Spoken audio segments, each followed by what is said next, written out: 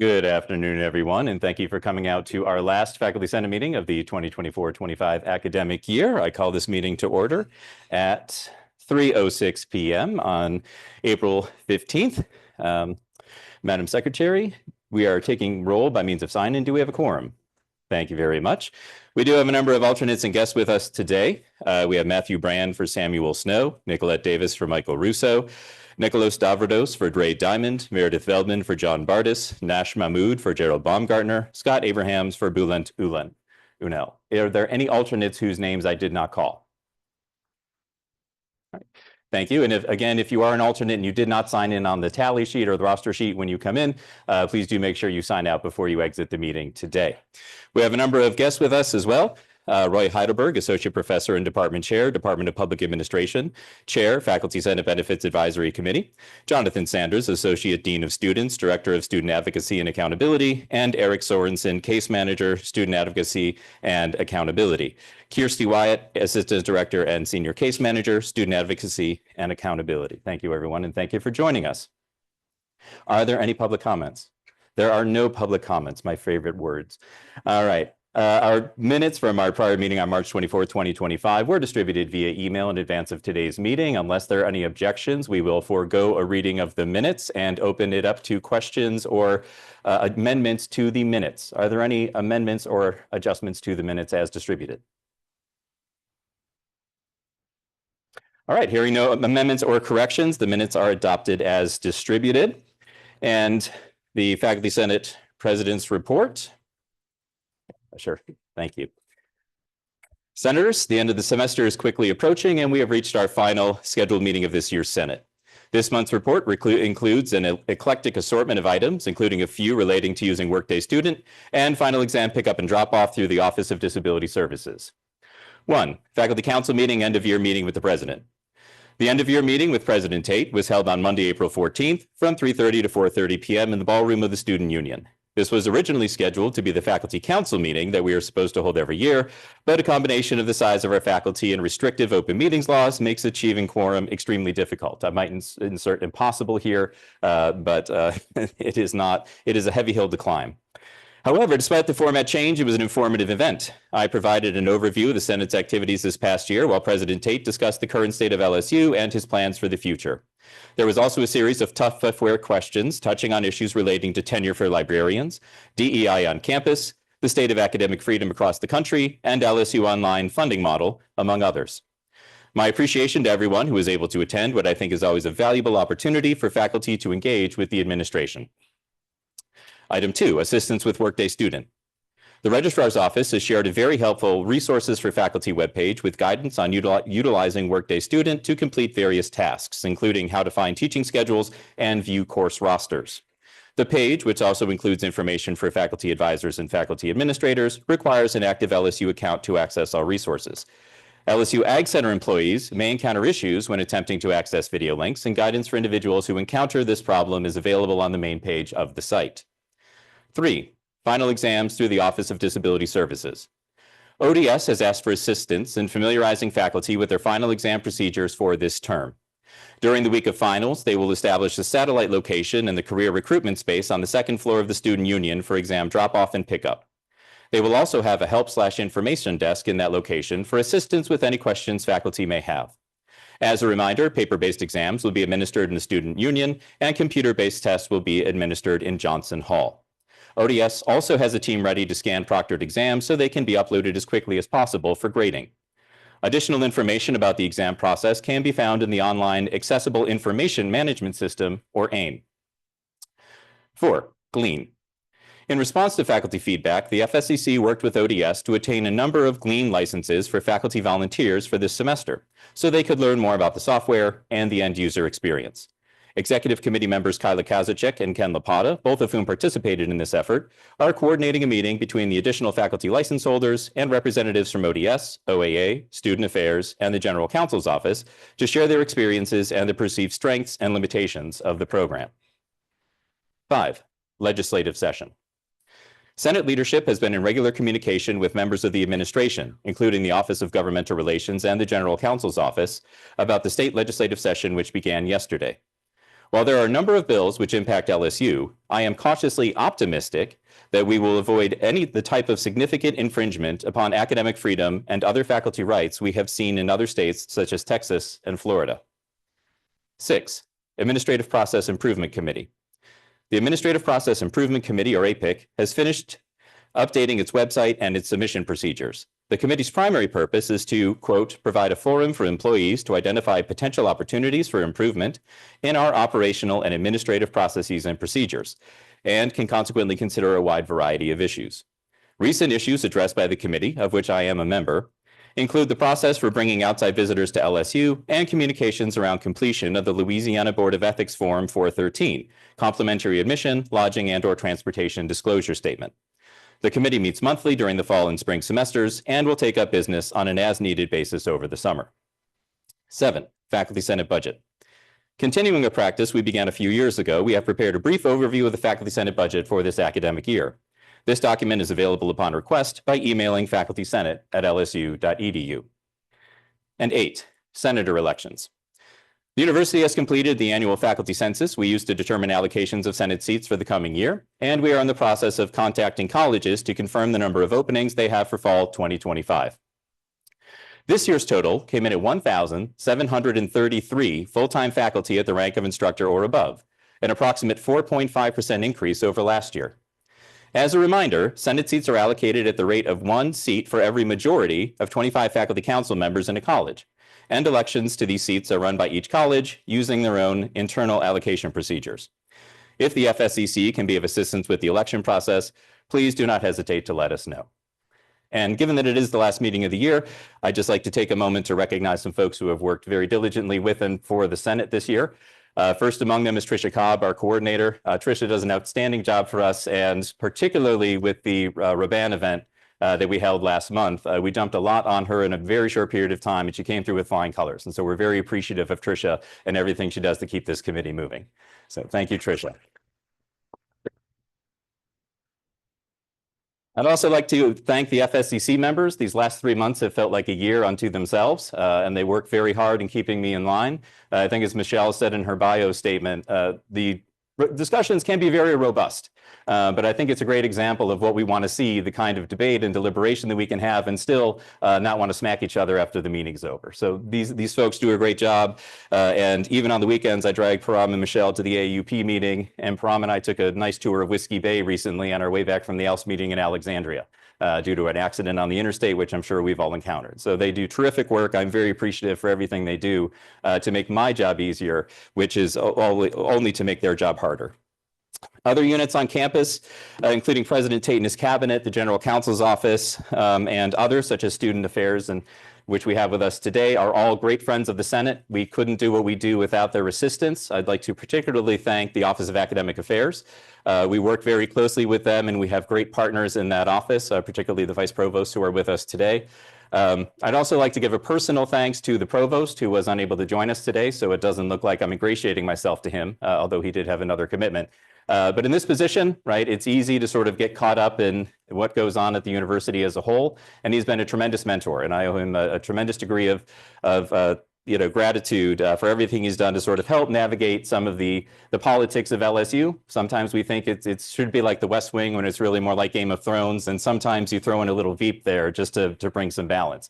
But I do owe him a personal debt, and I'm very appreciative of the opportunity to work with him this past year.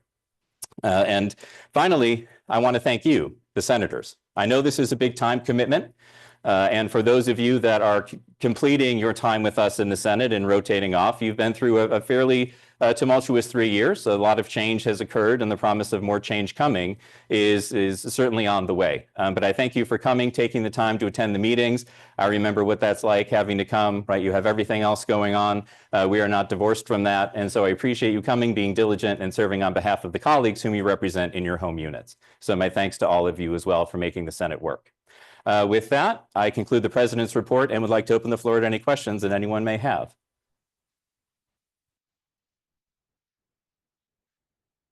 All right, hearing no questions, that concludes the President's report. And we get on to the first order of business today, which are our special orders, which are the Faculty Senate elections for the Executive Committee. So just a few notes. Before we get into the election, I would like to extend my appreciation to the nominating committee members, Gerald Baumgartner, Michael Russo, Edward Shahada, and Min Su, who assisted us in the process of getting candidates for the elections today. And I thank everyone who has agreed to stand in an election. We will hold the elections in the following order: President, Vice President, Secretary, and members at large. The President or his designee will begin the election by announcing the position to be elected and opening the floor to additional nominations. Once nominations have closed, each candidate will be given the opportunity to read the short statement they submitted to the nominating committee in advance of the meeting, or in the case of nominations from the floor, provided 2 minutes to make a statement. Statements will be provided in alphabetical order by last name. And just a note, the executive committee discussed this on Friday and determined that in the interest of fairness and minimizing the time necessary to conduct the elections, each candidate will only be provided the opportunity to read their statement once, even if they end up running in additional elections later in the session. Each contested election will be held via roll call vote, and the secretary or his or her designee will call the roll, and each senator or their alternate must register their vote by voice. This is a requirement of state open meetings laws. You may see that in our bylaws it says in Constitution we will vote by ballot. Unfortunately, we are superseded in that we have to vote viva voce according to state law, which means by voice, and ballot voting is precluded. So that is why we will proceed with a roll call vote for any contested votes. In the case of the member-at-large elections, we will hold one roll call vote, but for 2 positions. So when your name is called, or the name of the senator for whom you are serving as an alternate, you will provide 2 names when called upon. Once the roll has been called, votes will be tallied and the winner announced, and each election must close before we can begin the next election. So we will have to conduct the president's election, declare a winner before we can move on to the vice president's election. And with that, I am going to turn over the reins of the meeting to Vice President Singh so he can share the president's election.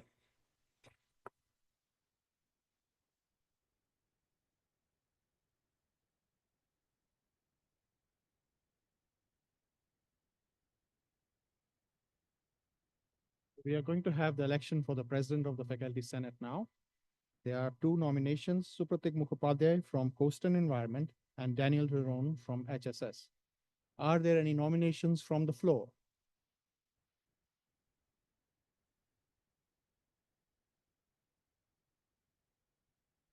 If there are no nominations from the floor, I would like to entertain a motion from a senator to close the nominations for the election of the president of the Faculty Senate, and then the election will be conducted. Ed Shahada, senator, presents the motion. Is there a second for this motion? Mayank Tyagi, second of the motion. All in favor of approving this motion to close the nominations? Anyone against? Anyone abstains? Okay, so we will go ahead now with the election of the president of the Faculty Senate. Madam Secretary, can you please take the roll call? Sorry. So we'll first have the statements from Professor Supratik Mukhopadhyay, Coast and Environment.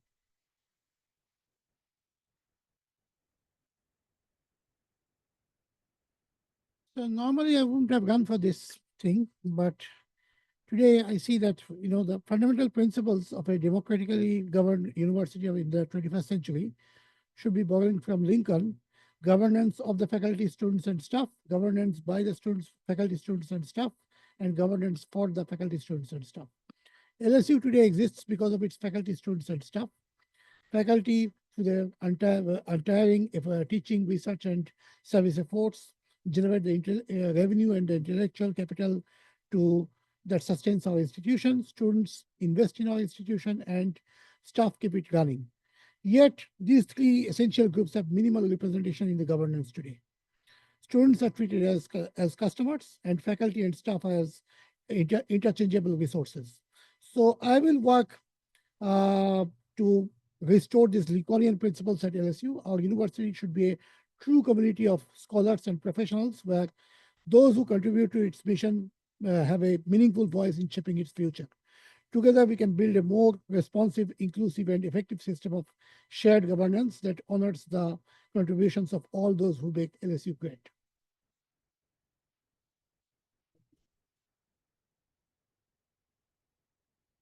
Dan Tyrone from HSS, can you please present your statement?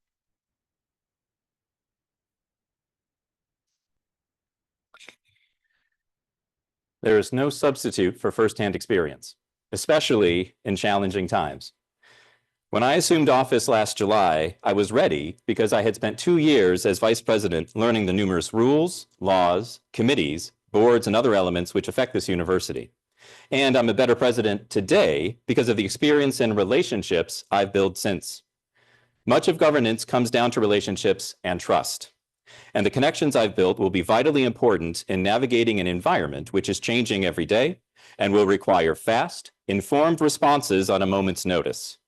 My experience in leadership has prepared me to face these challenges, and my professional expertise as a political economist gives me invaluable insight into the world in which we are operating and how to develop strategies that maximize the likelihood of success. My objective in another term will be to use these skills to continue supporting the faculty and students of LSU in becoming the best scholars they can be. I truly believe in the power of higher education, and I will do everything I can to promote and protect it. I'm extremely proud that in the last 3 years, we have worked closely with the administration to defend the faculty's academic freedom and tenure from outside challenges, while also increasing our well-being through improvements such as parental leave, consecutive years of raises, and reform of our retirement options. I ask that you give me your vote so I can continue fighting for you and our university. Thank you. Thank you, Professor Perot. Madam Secretary, can you please proceed with the roll call and conduct the election? Thank you.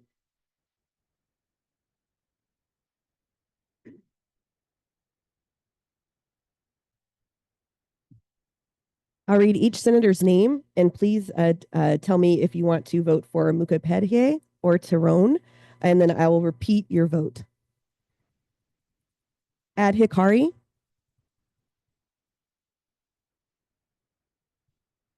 Adhikari, Ariana, Ariana Tyrone, Bampasadu, Bampasadu,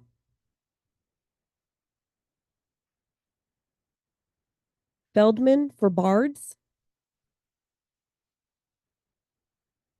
Feldman, Tyrone, Mahmood for Baumgartner,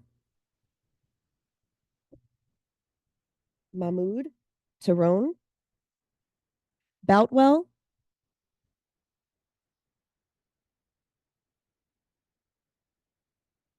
Boutwell, Boutwell, Bruning, Bruning, Chandler, Chandler, Tyrone, Chin,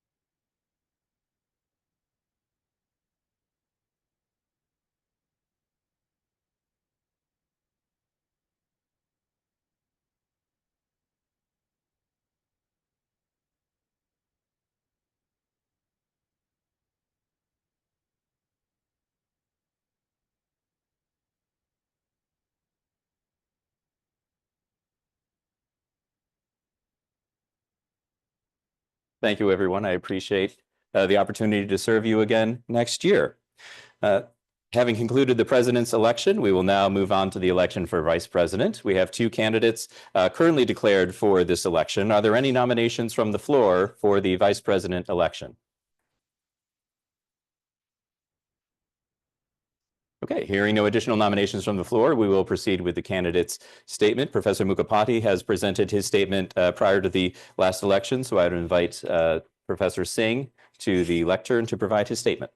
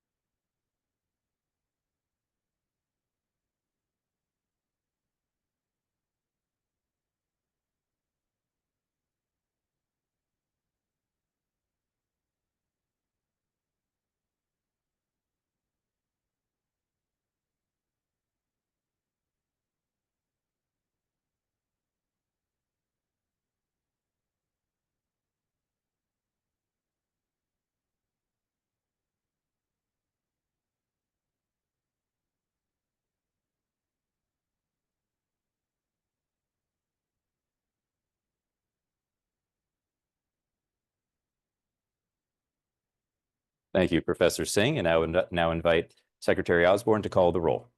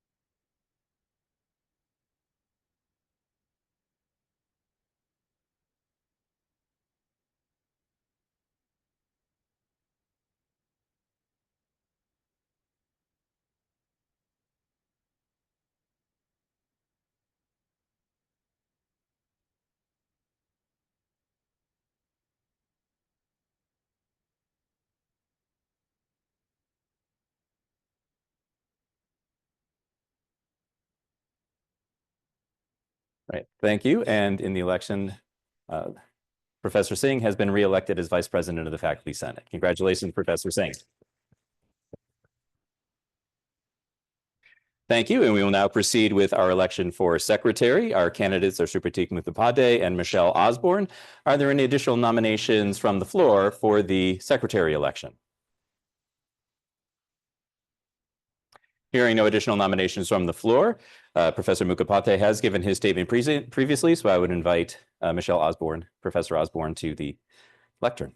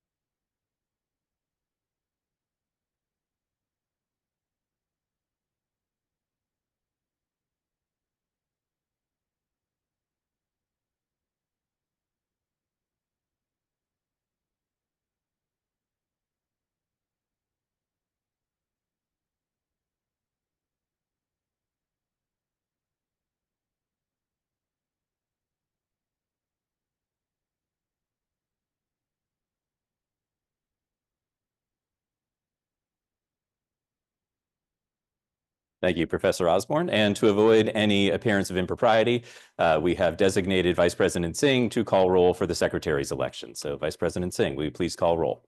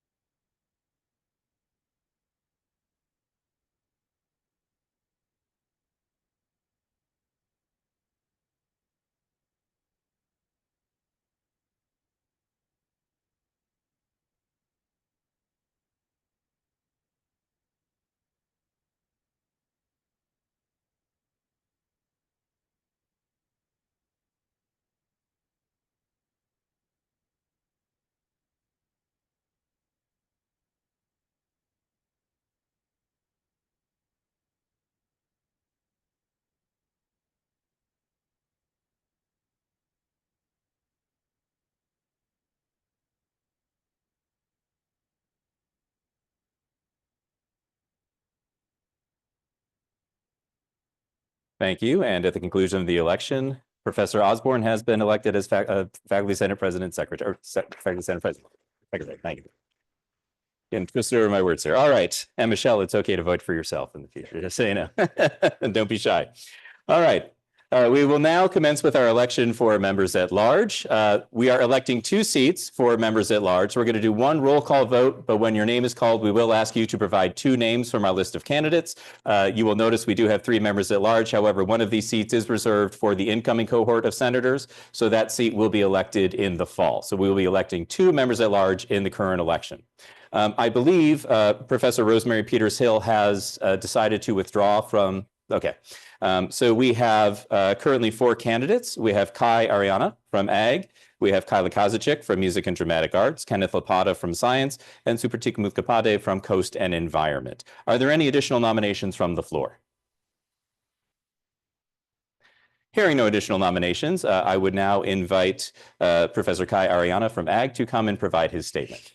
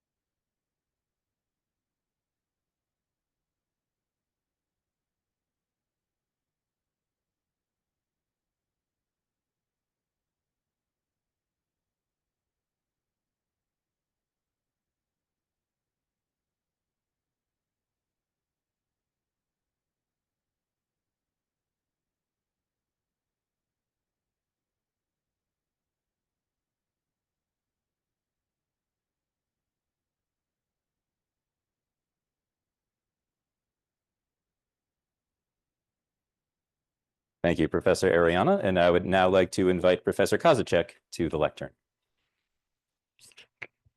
Thank you.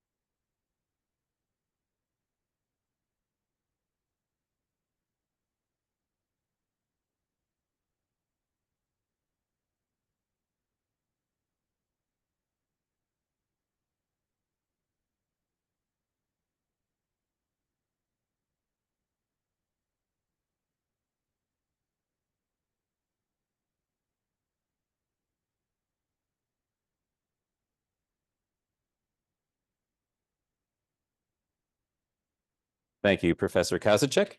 And our next candidate to deliver his statement will be Professor Lapata from Science.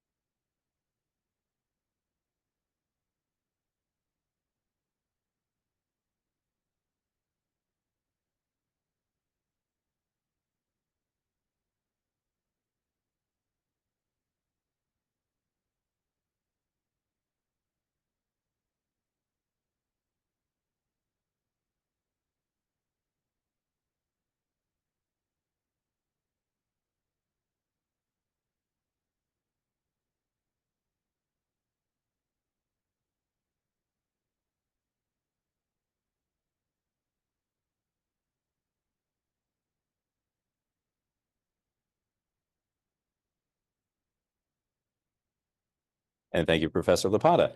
Professor Mukhopadhyay has given his statement previously, and Professor Rosemary Peters-Hill has withdrawn. So we will commence with the roll call vote. Again, you will be voting for two candidates from Ariana, Kozaczyk, Lapata, and Mukhopadhyay when your name is called. And I would now ask Secretary Osborne to call the roll.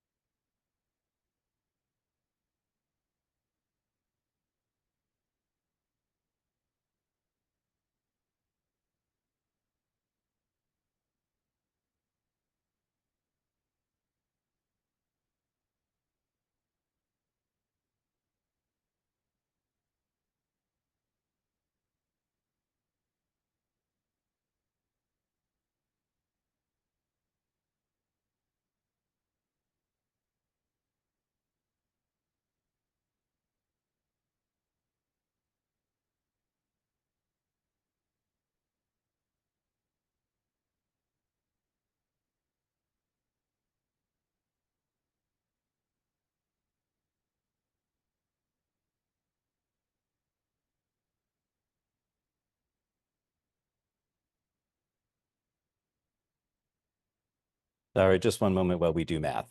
That will be with you in just a second.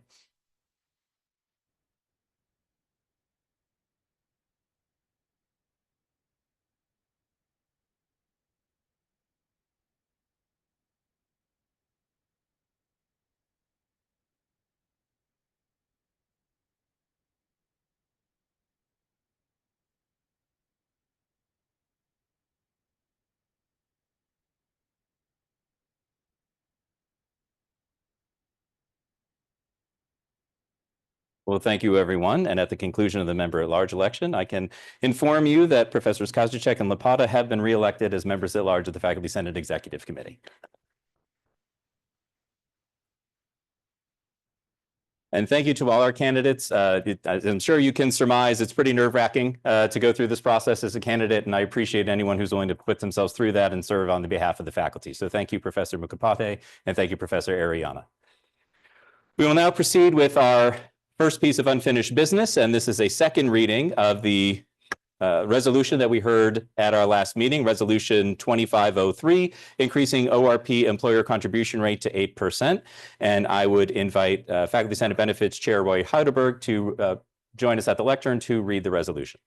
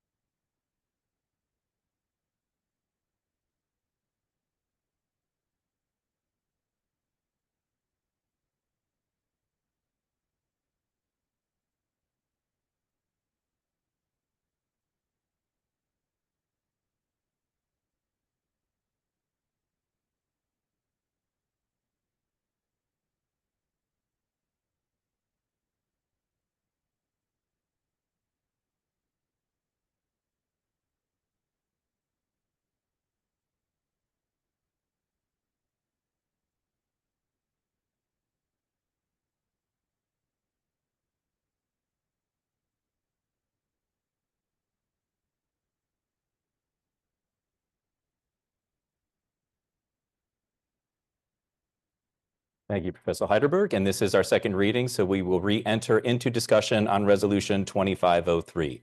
Any comments or discussion on the resolution?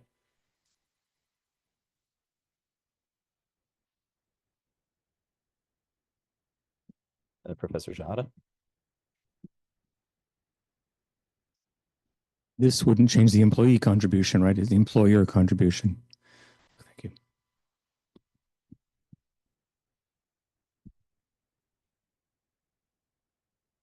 Hello. Hey, I have a question. I'm Satyavel from College of Agriculture. And how do you come with the 8%? Task force came up with the 8% based upon comparisons with other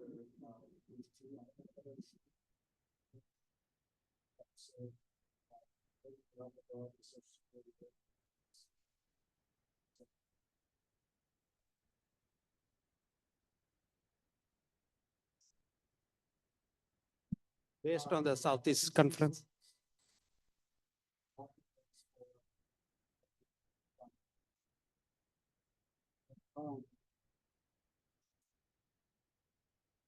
So, so the state of Louisiana is probably the lowest, if not the real lowest. Like these things change every year. So when we were looking at how much do the ORP plans, how efficient they are, and whether they can supplement the Social Security and so on for different states. Turns out that since the state of Louisiana employs those who are in higher education, they do not contribute to Social Security in the public institutions. We are actually one of the lowest. We are competing with South Carolina to be the lowest, actually. The question, like, why 8%, why not 9 or 10? Because this was the result of a lot of negotiations to somehow increase it incrementally. It was 6.2. And we were hoping we will get till 8 or something, and we got 8. 8 was also the highest percentage from last, like since 1970 or something. Yeah. So I think like this was the maxima what was contributed ever, probably as a fluke for 1 year. So we thought like we'll shot for that. Probably in future, like when a new task force forms or new legislation supports it, we can probably go higher. Well, this is a floor. Exactly. This is a floor, so it's not, but for practical purposes, floors are treated Okay. as. I can ask another question. Previously, it was 8, if I understand correctly, am I right? Previously, It was 8. 6.2% legislation was passed a few years ago. And that was basically by law because we had to match social security contributions. Okay. So are you give a guarantee it's going to keep 8% or some reason the future is going to be decrease? Can't guarantee that, Yeah. but I mean, legislation that's gonna pass will make it 8%, but the legislature 2 years from now could say less. Okay, It's all in. it's uncertainty. Like most things. Yeah. Okay. It would take a future act of the legislature. It would require legislative action after, if this House bill were to pass, get through the Senate committee, and then pass in the legislature, the floor would be 8%. So just to say, like, it's not so uncertain. When the floor was made 6.2%, it has remained 6.2% from last like 8 years or something, right? Or 10 years. Eight, yeah. So I think once it passes to 8% for at least for some part of the next like 5 or 6 years, one should not be worried that it will decrease or something. It would require an act of the legislature to change it if this House bill passes. Of course, this is just the Senate, back to the Senate resolution. We have 2 questions. Rosemary Petershill, French Studies. So you said there have been negotiations. Is that between this task force and the TSRL ORP task force, or between this task force and the legislature?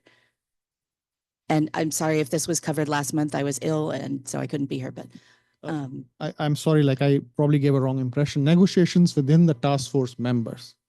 So the task Okay. force not only consisted of faculty members, but also administrators from TRSL and the state auditor and so on. So all of those, like the committee, the task force negotiated this as a number. So Okay. part of what the task force was created in the last session, almost as a rider to the legislation that was passed to give ORP participants an option. And the idea was to study the retirement plans for within teacher retirement system of Louisiana, because ORP is technically one of those. And within that task force, as I understand it, I wasn't on that task force, decisions were made about what would make Louisiana more competitive. And the 8%, if you look across the country, 8% is kind of the floor for most employer contribution plans that are defined contribution, whether they be 401k or our case, like something like ORP. And then on top of that, many of those institutions also participate in Social Security. LSU does not participate in Social Security, This is still going to leave us in a not as competitive state, but at least it's a better condition than the past. Incremental steps. Thank you. Mariotti from Oceanography.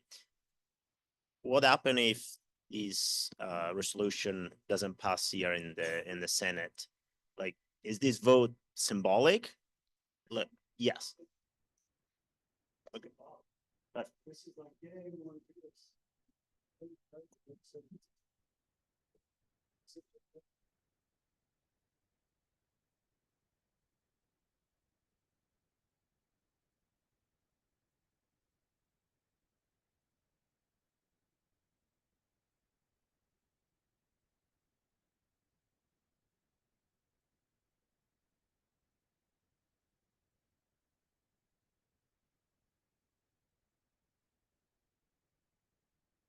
Julia Day from the math department.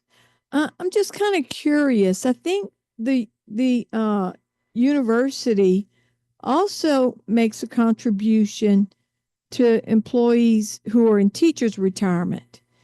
What percent is that? I know this is about the ORP, but are the percents the same?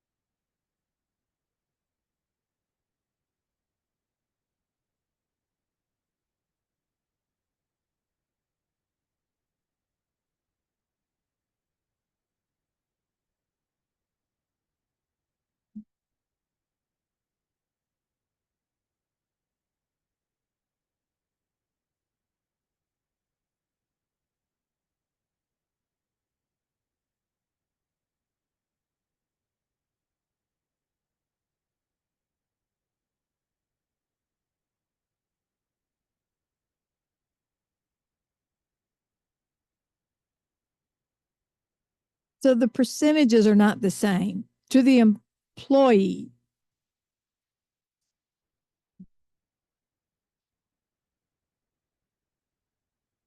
Mhm.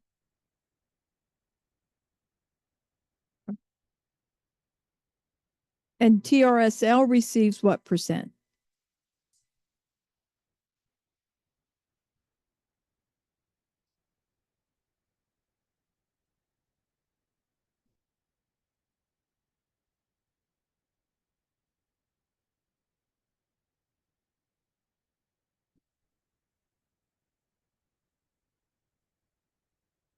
Okay. All right. Thank you. Thank you. Additional questions? All right, hearing no additional questions, I presume we are ready to proceed to a vote.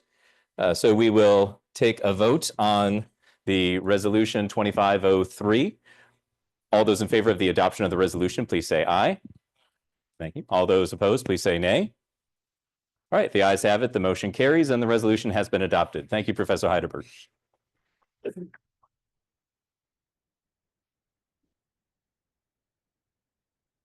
And joining us next, we have Jonathan Sanders, Associate Dean of Students, Director of Student Advocacy and Accountability, to give us an update on the academic integrity and the utilization of the informal resolution plan for academic infractions.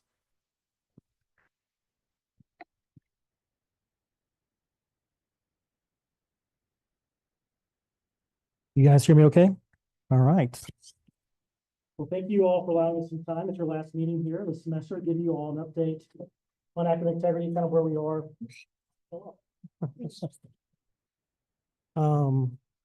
I'll just hold it.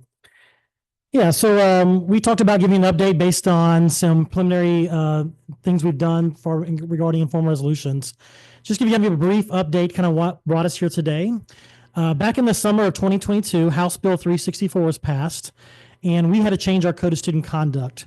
It was under the auspices of providing more due process to our students As a result of that passage of that legislation bill, it meant even a Bud Light case, meaning a student has a Bud Light in their residence hall, underage, meant it was going to take 2 staff members to address that issue because it separates the roles. You can't be investigator and adjudicator as the same person in the due process. As a result, we had about a month to change our code of student conduct because, as you all know, we didn't get double the funding from that legislation too, and our staff to be able to do that. What we came up with was an informal resolution process and actually revolutionized our code of student conduct and made it better for students and made it better for us too. I'll give you a brief update of that, what that looks like. It was only for behavioral misconduct initially. We initially did it for behavioral misconduct, and the House bill during the summer of 2024 was passed. That also gave some additional due process for students as well. That was mostly focused on increasing the standard in which to suspend or expel a student. We now have to reach the clear and convincing standard instead of the preponderance standard, which is the normal process most universities use across the country in order to suspend or expel a student. You'll see on the chart here, the right-hand side, the shaded area, that was our code of student conduct prior to summer of 2022. Fall of 2022, our staff got together and reimagined, along with general counsel and our committee of faculty, staff, and students, to think about how can we do this work differently. And also benchmarking some of our peers, specifically the University of Tennessee, they had just implemented a similar process in their own code of student conduct the semester prior. We came up with 2 additional pathways for resolutions. You'll see the middle one there. It says educational conference, and that is the informal resolution process. We also updated the process too, the very far left column there. That's a process we use for residential life. If a student has a candle in their residence hall, they simply just receive a letter notifying them that they've been in violation of the university policy regarding candles. The candle's been confiscated, and there's no additional meeting or anything like that with the staff members. So simply close the case, just simply a warning, basically a warning letter to the students. But informal resolution falls in that middle column there. And the reason we created it was to come up with ways in which students would basically waive their rights in our process, agree to the outcomes, but not necessarily be found responsible. That's kind of the premise basis of this process. So it went well, and we started thinking in the fall of 23, spring of 24, what if we did this for academic integrity as well? We've seen some very great benefits as a result of implementing this informal resolution process with our students with behavioral misconduct. Let's look at doing this with perhaps academic integrity as well. So we create a proposal for informal resolution process for first-time academic integrity cases, meaning your first time only, you get this opportunity. It aligns with the 2022 Code of Student Conduct revisions and due process laws passed by the state, supports a fair and educational approach over punishment, and focuses on student growth and learning for first-time offenses. The key benefits of this process was increased efficiency. It means we have faster resolutions, meaning it doesn't have to go through 2 different staff members in order to come to a resolution, a less administrative burden. Fairness piece, there's the carrot, the stick for students is it's not on their formal record. We also don't provide transcript notations for this informal resolution process. And also creates rehabilitation. They still agree to the outcomes, learning opportunity from the mistakes they may have made, and encourages honesty and accountability. Academic integrity is maintained in this process by serious repeat offenses are still handled through that formal process. The process is on the right-hand side of the chart that I pulled up. Informal process still includes academic penalties such as zero in the assignment, educational outcomes, restrictions on dropping the course, only applies to first-time undergraduate students. From a faculty perspective, no change really occurred because they're still getting a 0 for the work in question for you all. The timeline we use to working with Faculty Senate Executive Committee is that July of 2024, we met with this group here and talked about this proposal and kind of some steps we could initiate to maybe see about implementing this as a trial basis. We also did a Code of Student Conduct during that same time as well. As mentioned, in the summer of 2024, we had another House bill that passed. So I know Dan and some others, 3 faculty, 3 students, and 3 staff were on that committee to also be the Code of Student Conduct during that time period as well that went into effect the fall of 2024. August of 2024, we met with this committee and we agreed to a 1-year pilot with SAA implementing informal resolution process for academic integrity cases. In September, we formed a joint SAA and Faculty Senate committee is formed. Raise your hand if you were on that executive committee. So I know one or a couple of folks here were part of that committee. I thank you all for your service. Fall 2024, the committee determined what cases can be considered for informal resolution.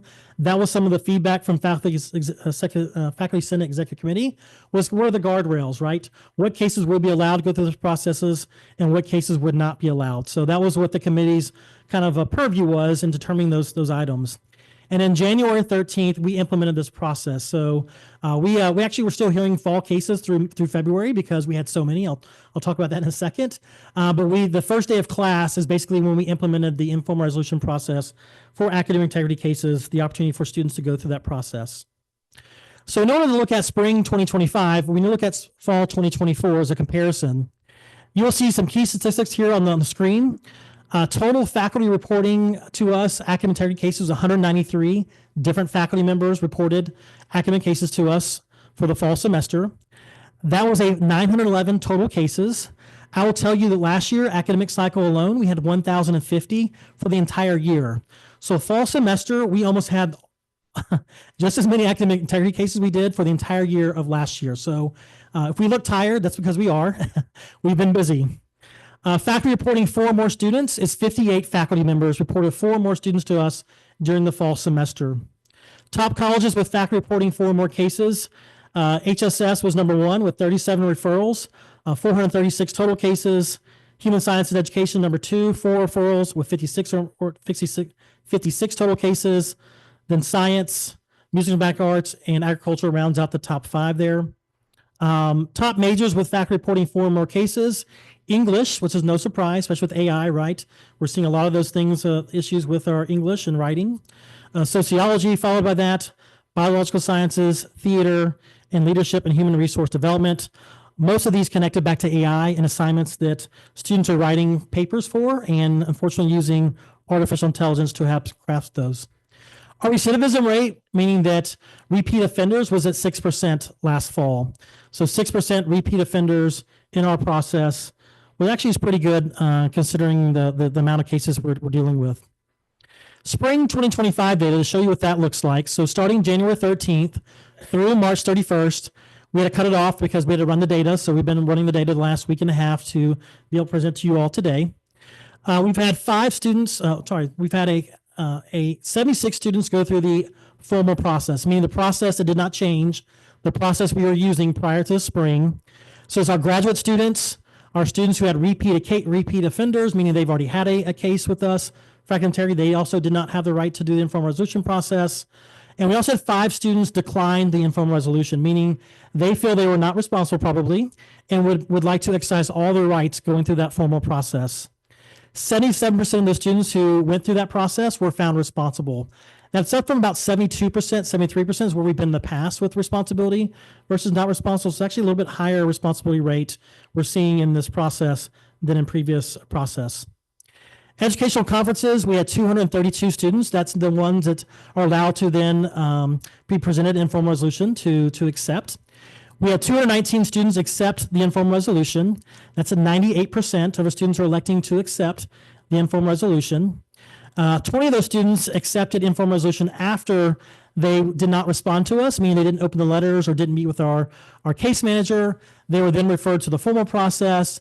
Once they got to the formal process, they said, you know what? I'm sorry, I didn't respond previously. I would like to accept that informal resolution. So we had 20 students, about 20 students that were in that category.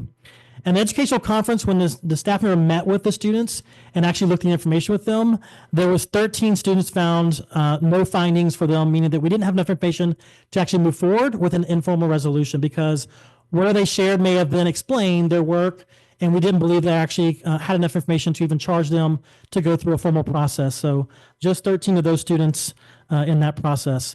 We're seeing the current recidivism rate right at 4%, so less than 6%.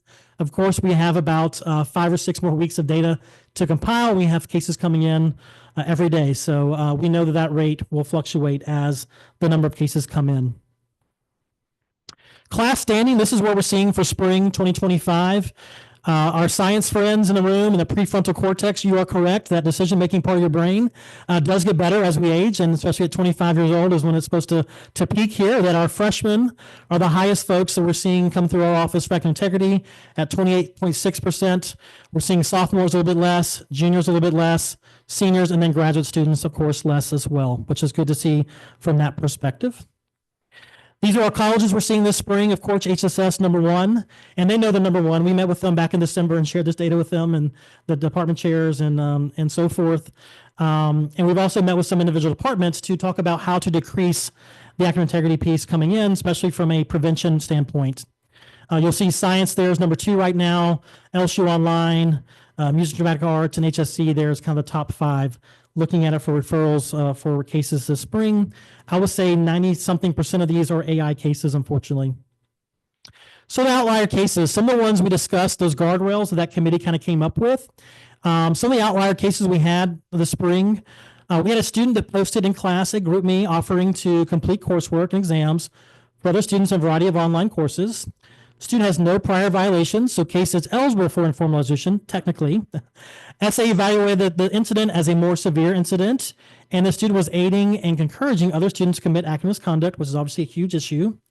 Student did not receive the option for formal resolution, so that was an example of a case where we chose not to move forward with informal resolution with that particular case. We also have the meta glasses case. Students wore a meta glasses to their exam in the Himes Testing Center. Student has no prior violations, so the case is eligible for informal resolution. SA evaluated this incident as a more severe incident due to potential for students to record the exam, which would be very problematic, obviously.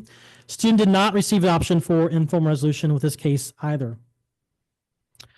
Another outlier case we had, student did not respond to initial meeting requests or SA's attempt for informal resolution. Prior to the case being finalized, the student was reported for a second incident. SA abandoned the informal resolution process and option and sent the charge letter encompassing both incidents in the case. So again, the student was, as they were being offered informal resolution, actually had another violation occur, potential violation occur during that process.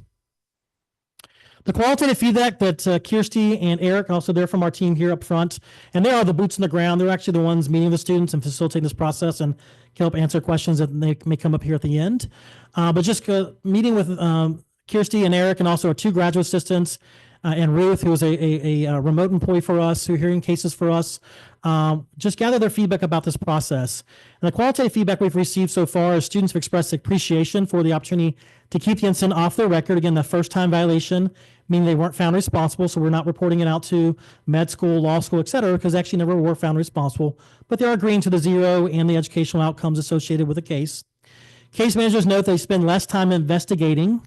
Each case, the students are more willing to agree to informal resolutions, even when they deny the allegations. And that's something we saw on the behavioral misconduct front. One of the things our staff shared was that students seem to be more honest and more truthful when they knew that perhaps this may not actually ruin their opportunities to go to grad school and those types of things. They actually were coming to the table with more information and being more honest about their behavior and so forth. Rationales for us in creating those are more straightforward, as they include only the student statements as a primary information source. The case manager doesn't have to provide all evidence that a violation occurred as we would during the formal process. So it is streamlining our process. Even though we have a record number of cases this year, the saving grace is that we've been able to do informal resolution this spring to help mitigate some of those bandwidth concerns. Moving forward, the informal resolution process for integrity is performing very well based on, from our perspective. We received no complaints from faculty regarding informal resolutions. The only complaint that I've received is from one parent shared with me that she felt her daughter was being pressured to accept informal resolution, and we certainly were not pressuring her, but didn't intend that to come across that way.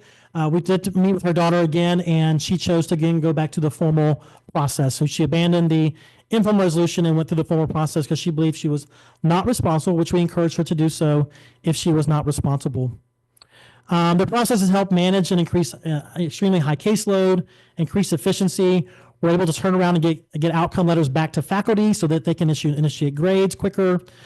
SA will continue to analyze data trends on a more longitudinal basis.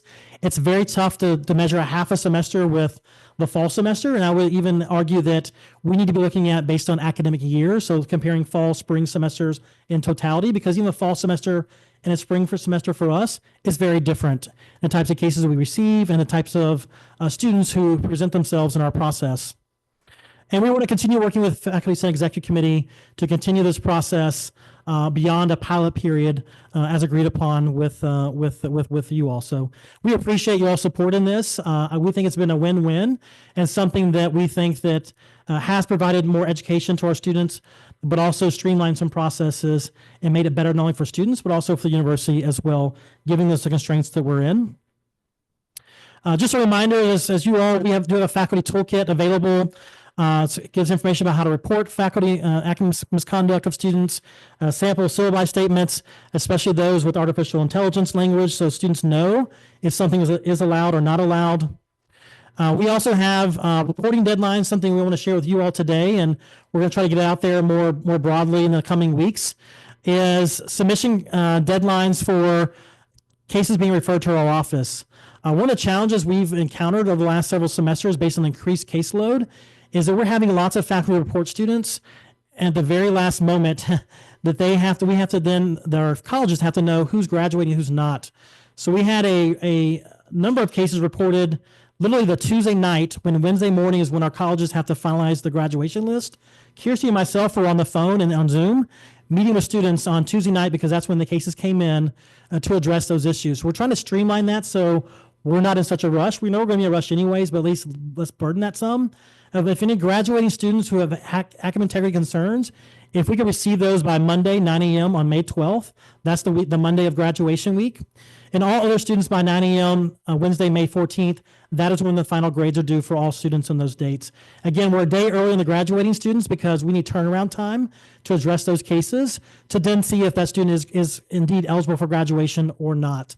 Certainly, we will hear cases that come in or look at cases that come in after these dates, but it's something we want to normalize in our process. Just as you all have deadlines to submit grades, we also need deadlines for us in receiving academic integrity cases as well. We need you. We need your support. We need faculty to serve on university hearing panels for us and also our appeals committees.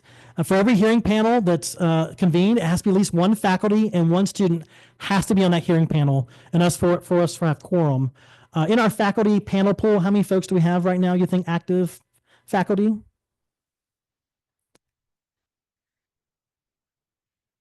So we have less than 10.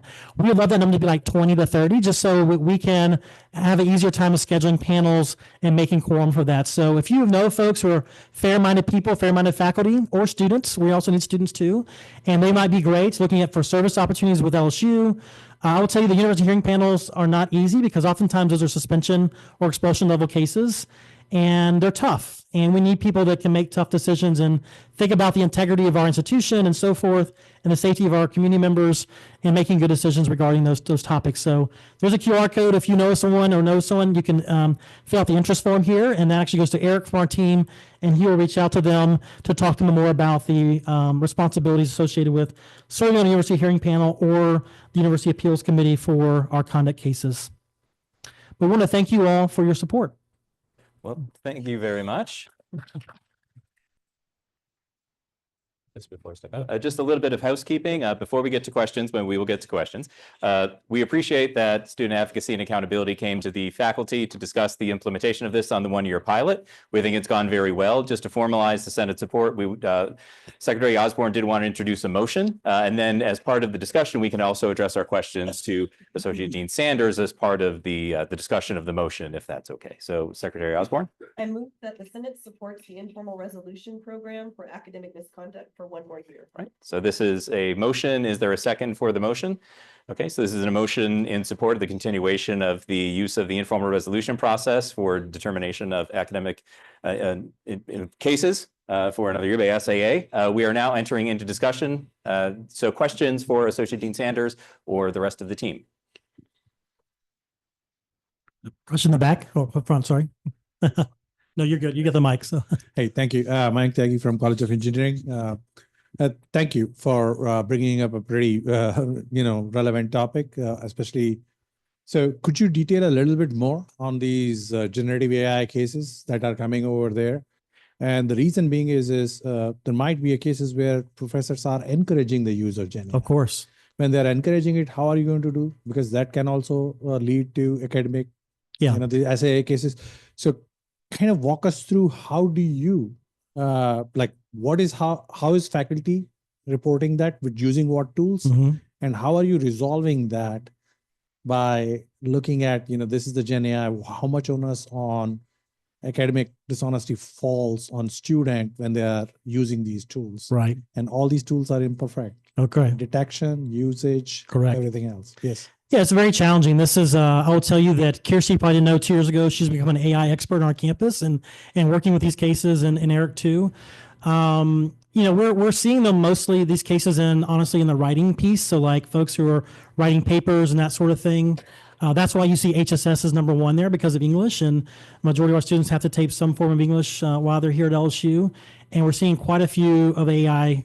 And what you didn't see up on the screen is probably science and engineering, right? Because we know that lots of those faculty are actually using AI in their course room, and they're teaching it. All of our students are participating in research regarding AI, helping develop chat, Mike GPT and so forth. So we know that there's different disciplines that embrace and fully embrace it, and others that have different expectations for the work the students are doing in their courses.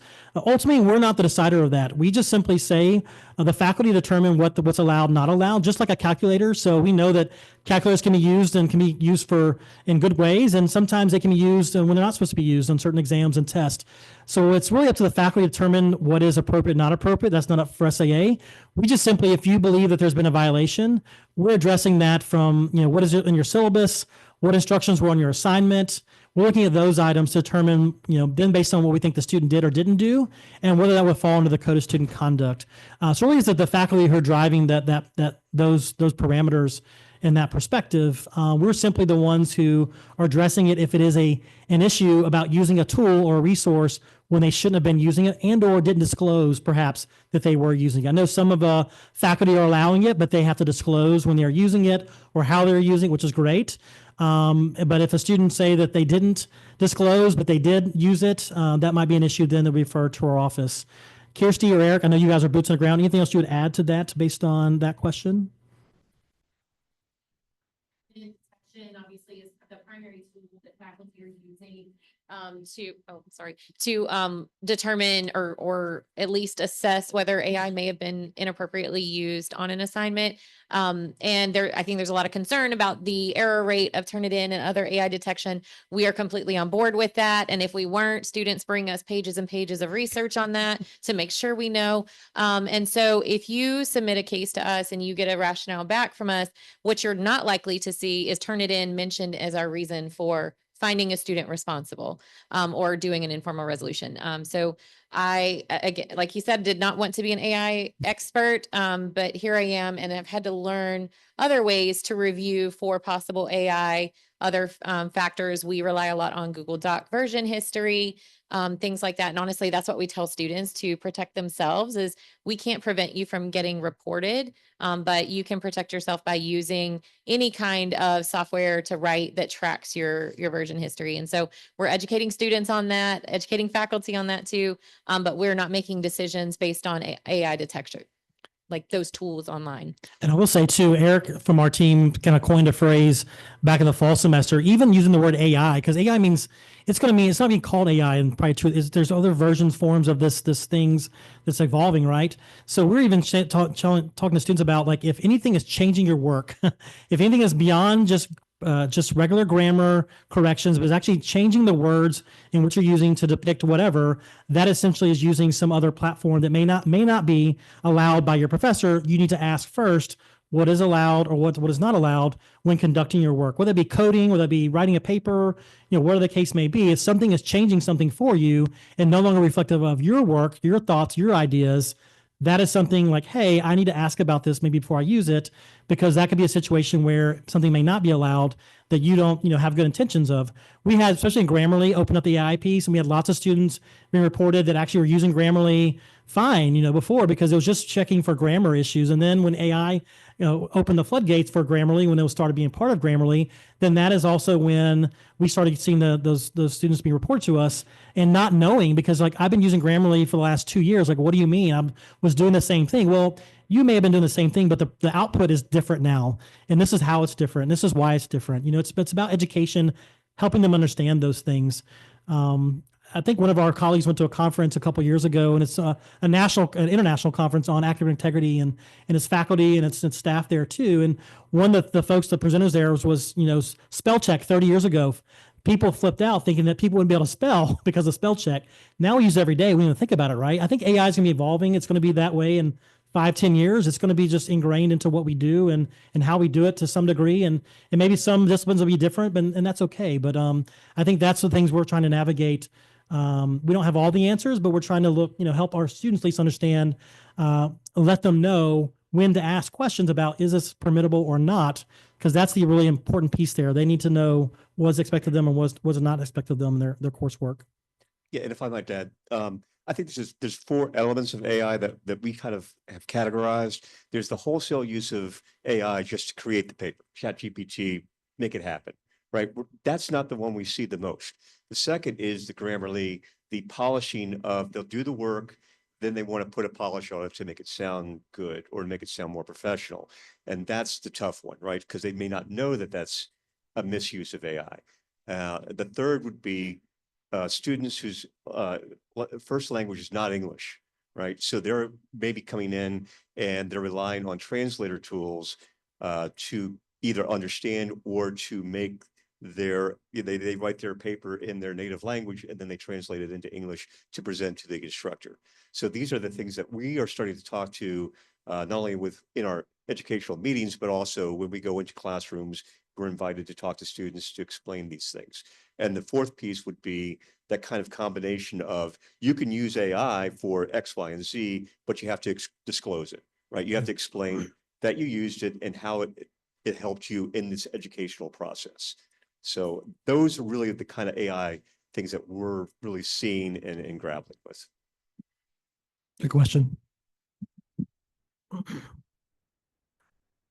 Hi, I'm Nicolette Davis. I'm a librarian full-time, but I'm also an adjunct instructor. And first of all, I just want to thank your office because I know last semester I submitted a lot.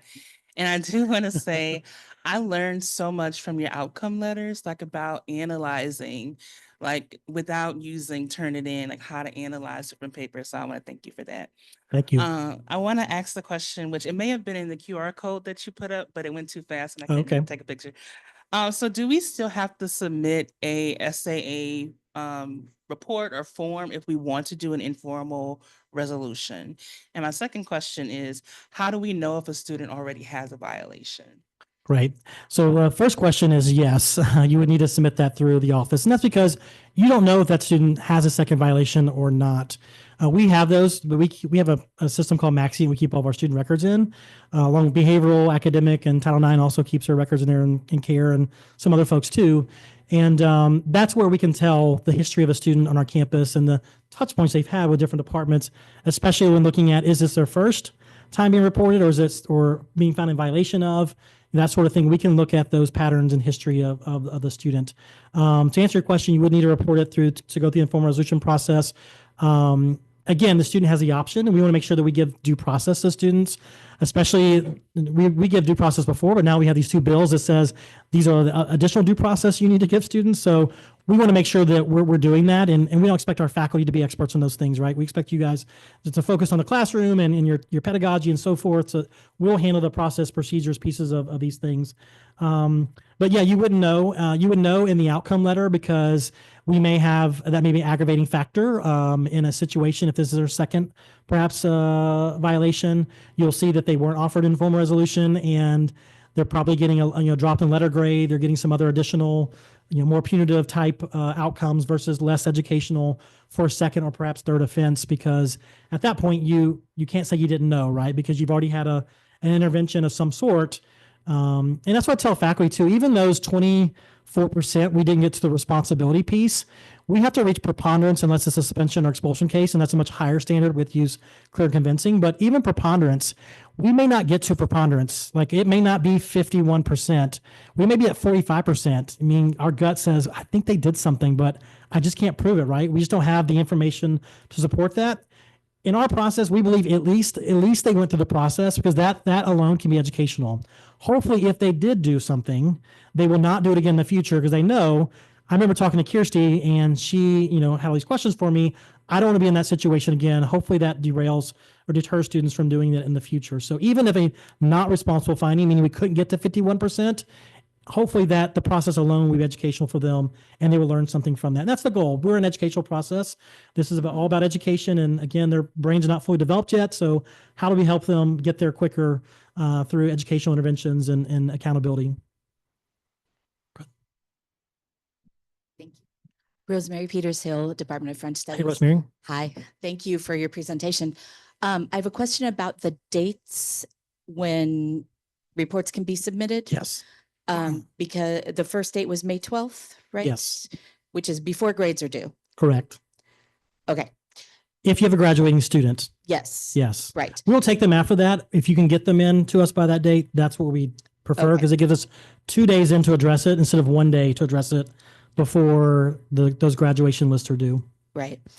Which I totally understand. It's Yes. just in my department, instructors especially will teach 12 hours, but that means they have 3 sections. And Right. usually at the level that instructors teach, that's 20 kids per section. Students, pardon me, not kids. They're not all kids. They look like kids to me now. Which means 60, and they're not things you feed through a Right. machine. They're, compositions and short sentence answers. And Yes. our final exam for those levels is usually Saturday morning. Right. So, It's a quick turnaround, but we will take them after that. But if folks can help us, especially graduating students, that would be most helpful. okay, thank you. Yes. Yeah. Kyrsti, you want to add something? I wanted to share more of the intention behind the deadlines is for context, in December, grades were due the first week of December, second week of December. We got a case submitted for academic misconduct on December 23rd. That is not appropriate timing to send an academic misconduct case for a student that's now had an I grade for at least 2 weeks, right? And they have no idea why. And then for graduating seniors, we truly, if we get that case late, then that student may not graduate just because the case came in late. If you submit that case to us on Wednesday, there's nothing we can do, and they absolutely just won't graduate. And so it's not to make faculty do extra work or faster work. It's really just to prevent some of those outlier cases that can be absolutely devastating to students, but mostly the graduating seniors. We will call them whatever time of night I need to call them and say, we have to talk now, or at 8 a.m. in my office. But it just helps the students and us be more efficient and get that taken care of. Oh, sure. If there is a suspicion and enough proof for the faculty member of academic misconduct on a final exam, for example, isn't that a good enough reason for them not to graduate? I know there's not the due process, but there's.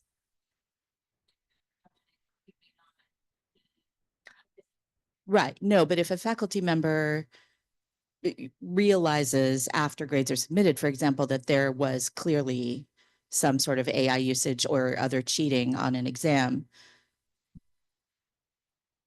I'm on the side of the faculty on this one. So I understand how devastating it can be for a student. I've been in the situation where I have to tell somebody, this has to go to student advocacy and you're most likely not going to pass this class, which is not my favorite faculty moment either. But do we want to be graduating students who are cheating on their final exams, their last semester? We would follow the process. So we don't know if that student's their first violation, their second. If they receive a 0 in that final exam, will they still have a passing grade for the course? We don't know. That's all the information we would hopefully gather from the faculty member. They didn't go through that process. We want to make sure that the student has due process. That's the most important piece for us, is making sure there's been a process to address those concerns. Yeah.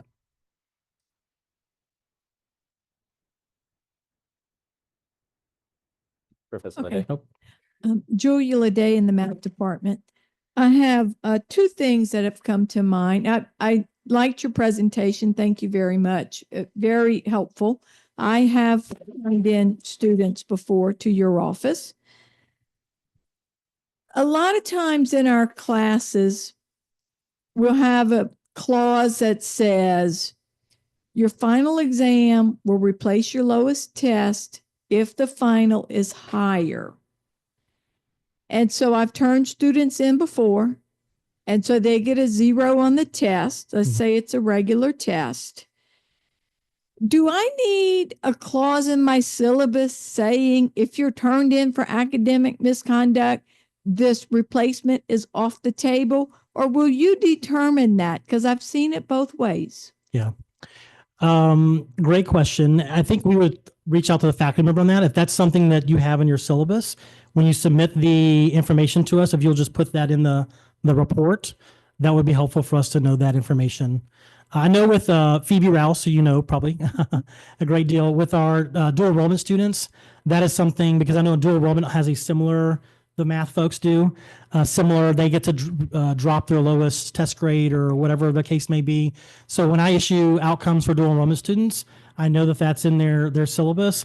I put in there 0 on this exam, and it's a non-replaceable 0 is what I would write in that, because I know that because Phoebe makes sure we know that. So if we know that in that piece, we can uphold that piece from your syllabus as well. Right. Yes, it has slipped through the cracks before. Okay. So I know we as faculty probably need to be more upfront about that. Yeah. The other thing is I had a case, this was quite a while back, that went all the way to the faculty hearing panel. This was a case of a calculus test. And it may speak to what you spoke with. You have trouble getting faculty to serve on the panel. We're all busy. And I can understand my math colleagues should not be on the panel. But I think I need somebody on the panel who knows what they're looking at when they see that Calc 2 test. Right.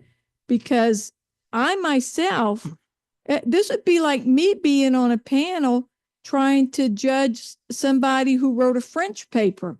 I have no idea what I'm looking at. Right. So in those cases, you would consider, we would invite a material observer to come in and share that information, that expert, right? So typically that's the faculty member who's reporting the student.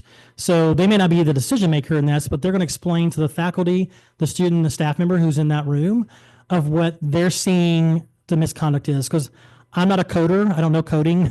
I don't know a lot of engineering stuff. I was a business major, so I know finance and some marketing things, stuff like that. But anything outside of that, I'm not an expert in. So in hearing panels, I don't know when this happened. I don't know how many years ago it was, but typically in our hearing panel, when we're in a hearing panel situation, you're called as a material observer, the person who reported the incident to us, so they can then you can walk through that committee through what you see and why. The lens from you see it from, right? Because you're the expert. They're not the experts in the curriculum and the pedagogy, et cetera. So that would be a material observer, and you'd be called into that piece. I apologize if you weren't. Sometimes faculty aren't available then. Sometimes we have to get other folks to sit in their place and that sort of thing. But that typically, and I'll tell you, hearing panels, I think that's a slam dunk case. They come back with not responsible. Sometimes it's like, ooh, that's a tough one. I'm not sure that they'll get to responsibility, and they find them responsible. It's just, I don't say it's a crapshoot, but you just never know what information they're weighing more heavily than the other information and how they're coming to their decisions. We certainly train on those things, but there's also human instincts in that. If you have a jury trial with 2 different juries presenting the same information, you may have 2 different outcomes, right? Because it's just unfortunately human nature and that is involved in those pieces. But I think the ways that we try to help address some of those things is through the material observer piece. So you would come in, share that information, so those folks would then understand kind of what's going on from that perspective. Yes, I was there. That did happen. Okay.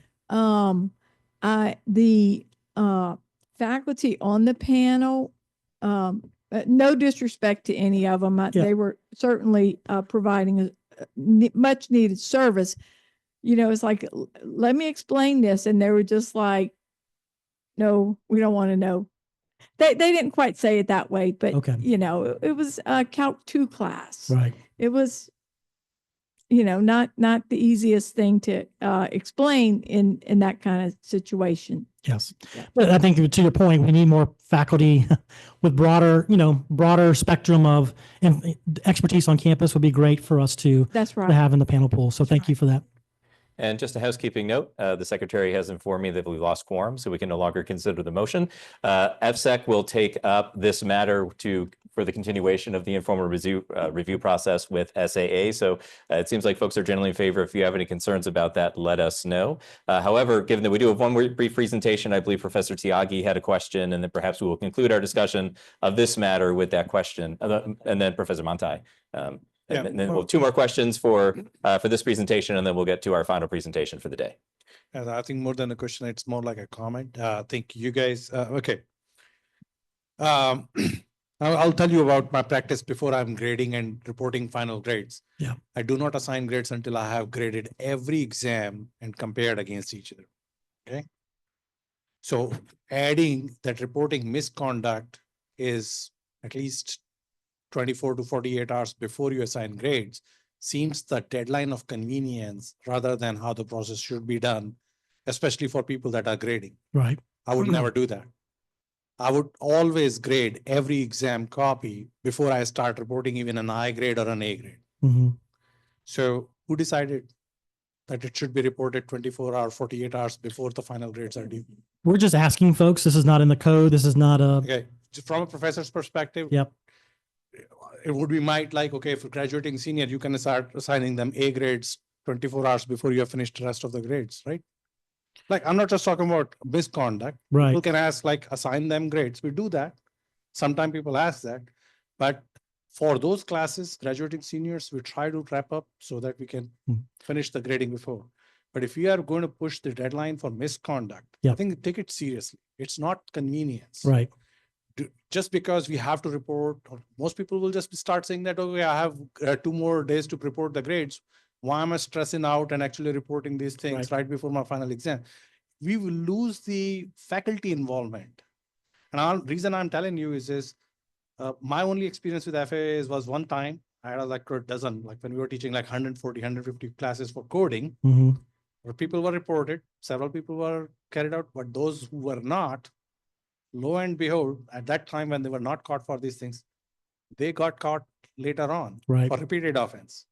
And the reason people kept coming back is that particular time we didn't have enough evidence. I said, I didn't have to worry about it. I knew that they cheated. They may have gotten away over here, but they eventually got caught. So it's somewhere there when people are saying faculty not getting involved with SAAs is precisely for these kinds of things, where we come up with these deadlines of reporting the misconduct before the grades are due makes no sense to me. What I'm hearing is we'd like to have that the same date, so we will change that. And we'll put that out there for the same time the grades are due. And our final question. Thank you for that feedback. Just very quickly, Paul Manthey, CHSE. Hey, Paul. Informal resolution is available to graduate students? No. Or just undergraduate students? Just undergraduates. Okay, thank you. Well, thank you very much for the presentation, and we look forward to continuing to working with you on the informal resolution process. Thank you all. Thank you.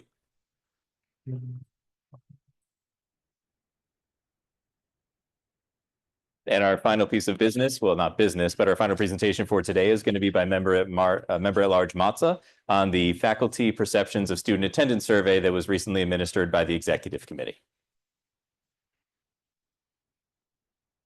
I'm going to be very brief, no more than 10 minutes, hopefully 5. Well, thank you very much for staying and for completing the survey. If you have an iPhone, you can QR the results. You can see the form. So what you so there is the link, and this is the overview of the data. We receive 10%, 10.5% of the faculty reply to this survey that stay up from Monday, March 31st to Friday, Friday, April 11th. Interesting for me was to notice that at least 44% of those who reply the survey were coming from the School of Humanities and Social Sciences. Then it was clear to me that that there is a common perception here on campus about attendance. There is a decrease on attendance, and you can see that whether it is a major or minor decrease, there is 74% of those who complete the survey that thought that we have a decrease in attendance. And then 21% didn't notice a change, and only 5% noticed an increase in attendance. Then, when asking the faculty about their perception of student attendance in courses range between courses between 1,000 and 2,000 level, they recognized that there was a 41-60% range of attendance, which is low when compared the attendance rate that the courses at the 3,000 and 4,000 level receive. There, the range of attendance was 61 to 80%. So it means that seniors, freshmen, mostly freshmen, we can see a problem with attendance among freshmen. Like 3,000, 4,000 level class means that minors or majors are good. But this is not even good when compared with the graduate attendance, where faculty declared that it was very good. Attendance to class was perceived like 80 to 100%. Now, in your experience, in the faculty experience, we asked which blocks generally have the highest student attendance. And the mid-morning was the best spot for everyone. And this is the time between 10:30 to 12:30. And then the second place is the afternoon hours from 12:30 to 3:30. So you can see that from 10:30 to 3:30 is the best time to have your own classes if you want to have student attendance. Now, the lowest student attendance are early mornings before 8:30 a.m. and late afternoons after the 3:30. Now, what way of the week do faculty usually teach? Well, most of the faculty who reply were teaching Tuesdays and Thursdays. And when it came to what are the time slots that they teach, they provide a very large section. So what I did was to create a kind of time block so that we can see that how many faculty are teaching at what time, because I didn't know exactly how to read this. There was a lot of data here. So this is what I got from that data. And then when asking the faculty, do you have an attendance policy? It was clear that all of us has an attendance policy. Only 34 faculty of those 185 said no. So that means that it's around 5%. Now, we also asked two questions. The first one was, what factors do you think contribute to student attendance issues in your classes beyond the time the course is offered? And here, 5 key themes emerge. The first one was mental and personal challenges, so mental health, family responsibilities, and balancing time were affecting them. The second topic or theme was attendance policy and grading. The faculty emphasized the need to have clear attendance policies and tying attendance to grades so that they could influence behavior. Another important thing was student engagement and choice. There was a lot of motivation or perception that attendance is not necessary. So when the students see that, then that drives the absenteeism.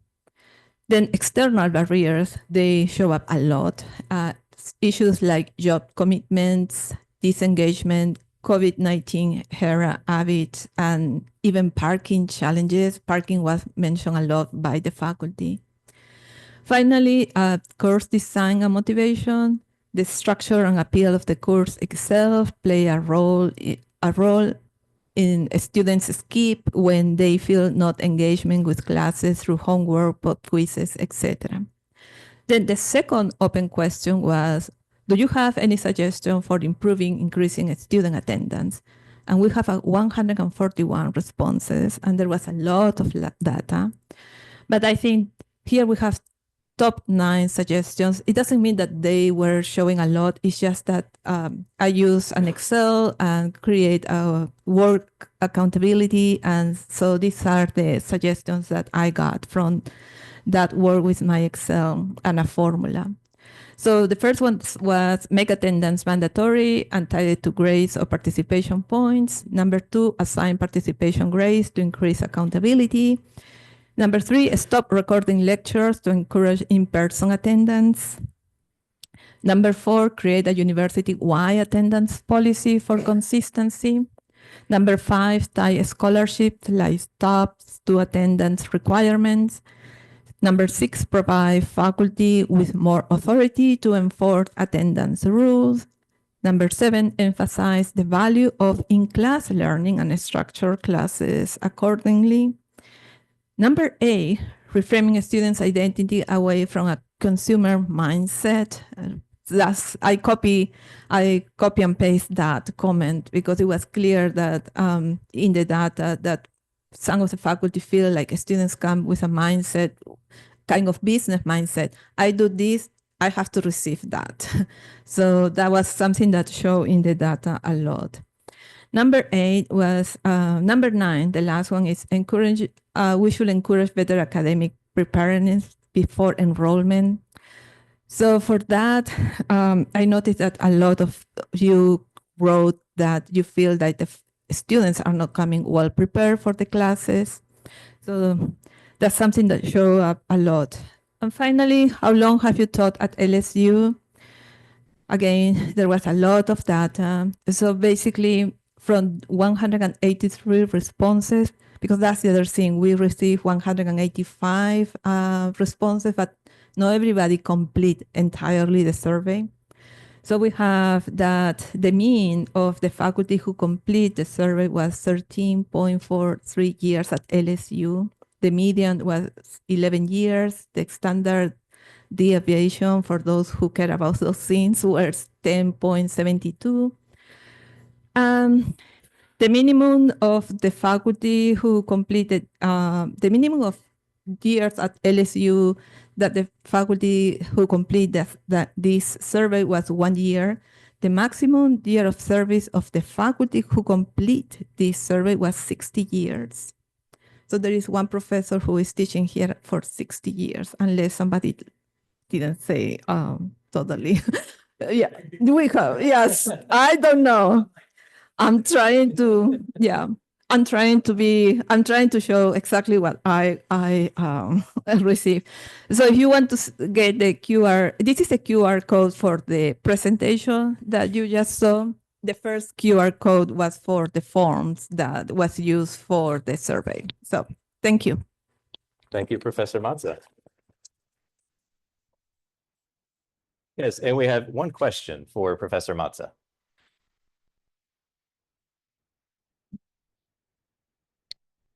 Thank you. This is Ingmar Schugel from mechanical engineering. So I think this is a really important question, but we have some recent developments that kind of like put all of this in question. So basically, with the push to put a lot of the classes online and allow for online participation in classes, all of our attendance policies go out the window. And I'm not sure that anyone has an answer to that. But I think all of those recommendations are great, but they may be moot.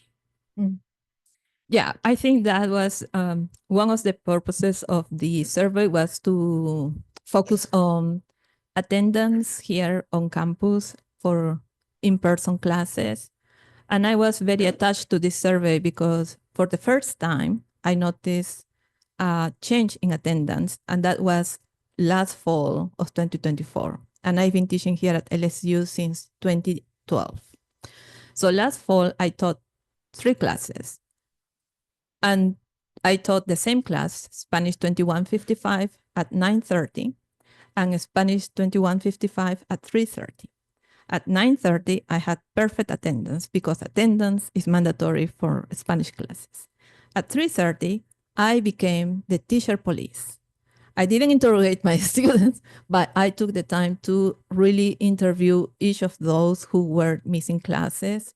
And that's what really brought me when it was just at that time when it was, I think, November, when the student government approached the faculty senate. I think they talked to Daniel Tiron, and they expressed their concern about faculty student attendance. So the students were basically saying, hey, our classmates are not coming to class.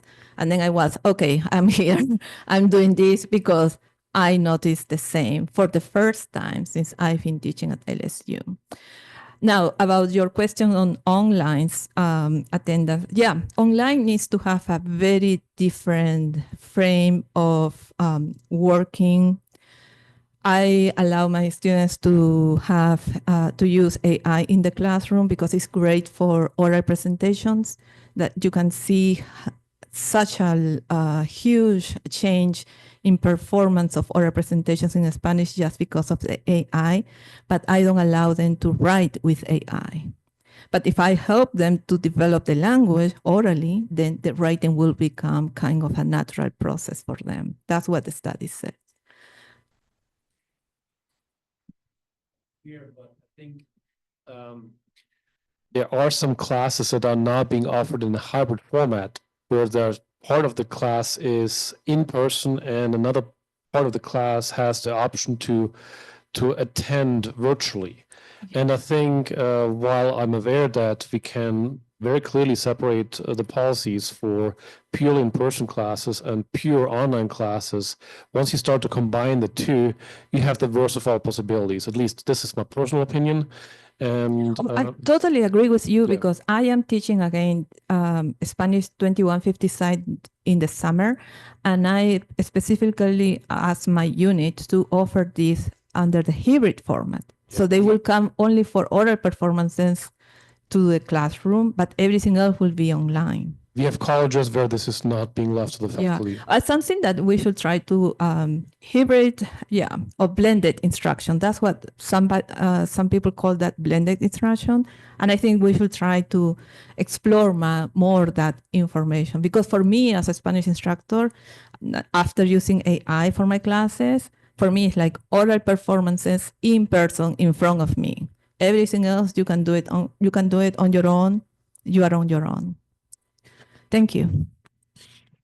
Thank you, Professor Matza. And I will give Professor Matza did a tremendous amount of work on the survey, and we helped her as best we could, but she really did the lion's share of this, and we really appreciate all her efforts.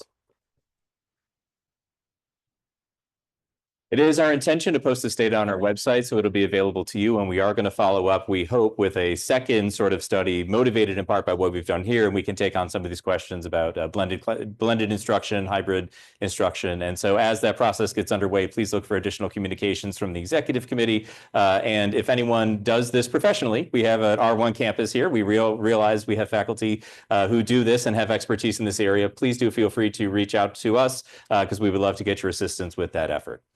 With that, we are running a bit past our normal time, so I would entertain a motion to adjourn. All right, I have a motion, a second. All those in favor, please say aye. Any nays? Didn't think so. Thank you, everybody. Good luck with the end of your semester and have a safe summer.